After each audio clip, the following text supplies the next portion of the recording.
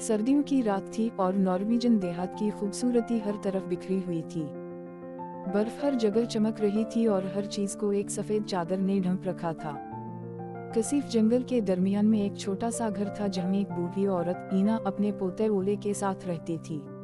ओना का शौहर जंगल में लकड़ियां काटने गया हुआ था और बर्फबारी की वजह से देर से वापस आने वाला था।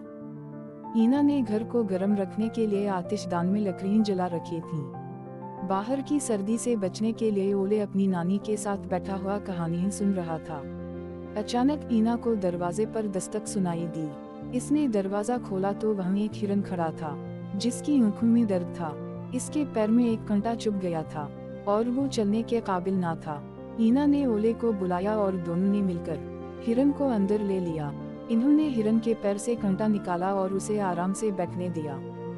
ओले ने अपनी नानी से पूछा, ये हिरन कहाँ से आया है? ईना ने मुस्कुरा कर कहा, ये अल्लाह की रहमत है। बर्फबारी में हमें एक नए दोस्त की जरूरत थी और अल्लाह ने हमें ये हिरन भेजा है। ओले और ईना ने हिरन को खाने के लिए कुछ दिया और वो तीनों मिलकर सर्दी की रात को गुजारने लगे। हिरन के आने से उनके घर में एक खुशी की लहर दौड़ गई थी और उनकी सर्दियों की रात खुशगवार हो गई थी। अगली सुबह जब बर्फबारी रुक गई, हिरन ने ईना और ओले का शुक्रिया अदा किया और जंगल की तरफ चला गया।